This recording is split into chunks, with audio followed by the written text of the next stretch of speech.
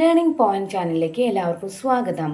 തുല്യതാ പാഠാവലി ജീവശാസ്ത്രം 10ാം ക്ലാസ്സിലെ ജീവിയിൽ നിന്ന് ജീനിലേക്ക് അധ്യായം 4 DNA ഫിംഗർ പ്രിന്റിംഗ് തൊട്ട് നമുക്ക് നോക്കാം. ഓക്കെ, എന്താണ് DNA ഫിംഗർ പ്രിന്റിംഗ്? ന്യൂക്ലിയോടൈഡുകളുടെ ക്രമീകരണം പരിശോധിക്കുന്ന സാങ്കേതിക വിദ്യയാണ് DNA ഫിംഗർ പ്രിന്റിംഗ്. അപ്പോൾ എന്താണ് ന്യൂക്ലിയോടൈഡ് എന്നുള്ളത് നമുക്കറിയാം. എന്താണ് ന്യൂക്ലിയോടൈഡ്? അതിൽ 3 ഘടകങ്ങളാണുള്ളത്. ഏതൊക്കെയാണ്? ഫോസ്ഫേറ്റ്, അതുപോലെ പഞ്ചസാര തന്മാത്ര എന്ന് പറയുന്നത് എന്താണ്? ഒരു ഡിയോക്സി റൈബോസ് പഞ്ചസാര തന്മാത്രയാണ് ഉള്ളത് അല്ലേ? പഞ്ചസാര തന്മാത്ര, ഫോസ്ഫേറ്റ്, അതുപോലെ നൈട്രജൻ ബേസ് ചേർന്ന യൂണിറ്റിൻ്റെ ആവർത്തനമാണെന്ത്? DNA. ഈ യൂണിറ്റിൻ്റെ പറയുന്ന പേരാണെന്ത്? ന്യൂക്ലിയോടൈഡ്. അപ്പോൾ ഈ ന്യൂക്ലിയോടൈഡുകളുടെ ക്രമീകരണം പരിശോധിക്കുന്ന സാങ്കേതിക വിദ്യയാണ് DNA ഫിംഗർ പ്രിന്റിംഗ് എന്ന് പറയുന്നത്.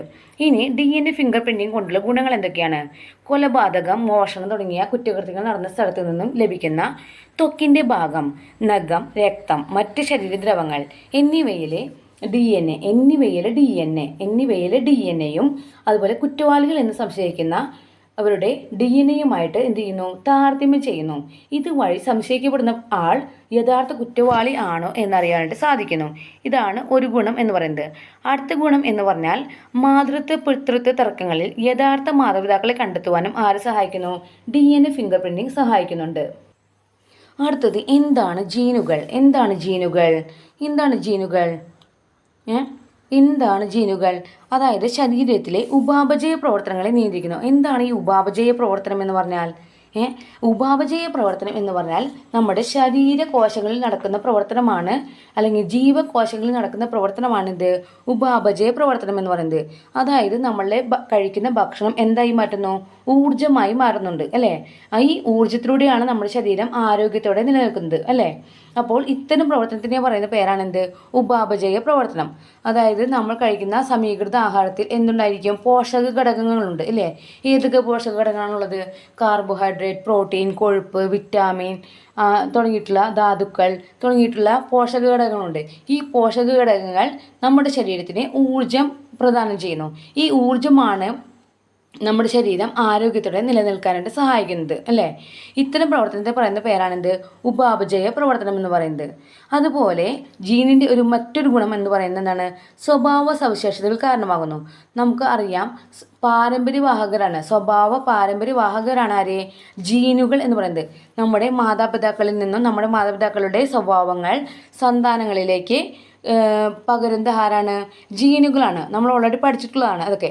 ഓക്കെ, കാരണമാകുന്നതും DNA നിശ്ചിത ന്യൂക്ലിയോടൈഡുകളാണ്. ഈ ഭാഗങ്ങളാണ് എന്ത്? ജീനുകൾ എന്ന് പറയുന്നത്. അപ്പോൾ ശരീരത്തിലെ ഉപാപചയ പ്രവർത്തനങ്ങളെ നിയന്ത്രിക്കുന്നതും സ്വഭാവ സവിശേഷതകൾക്ക് കാരണമാകുന്നതും DNA നിശ്ചിത ന്യൂക്ലിയോടൈഡുകളാണ്. ഈ ഭാഗങ്ങളാണ് എന്ത്? ജീനുകൾ. ഉപാപചയ പ്രവർത്തനം എന്നാൽ ജീവകോശങ്ങളിൽ നടക്കുന്ന പ്രവർത്തനമാണ്.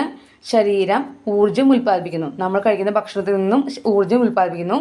അത് നമ്മുടെ ശരീരത്തെ ആരോഗ്യത്തോടെ നിലനിർത്തുന്നു. അതാണ് ഉപാപചയ പ്രവർത്തനം എന്ന് പറയുന്നത്.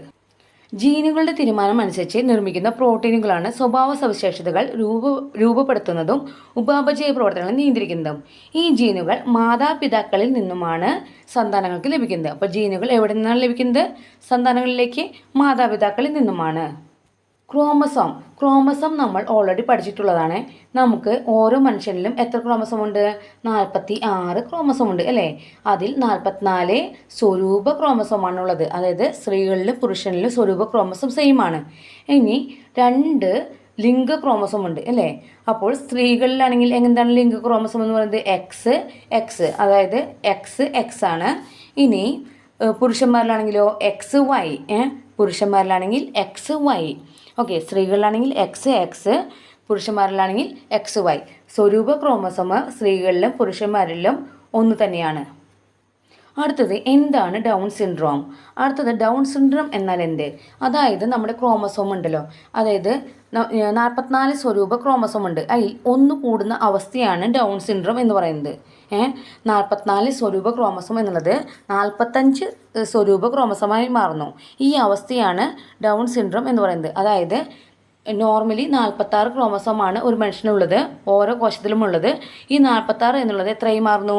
47 ക്രോമസോമായി മാറുന്നു. ഈ അവസ്ഥയാണെന്ത്? ഡൗൺ സിൻഡ്രോം എന്ന് പറയുന്നത്.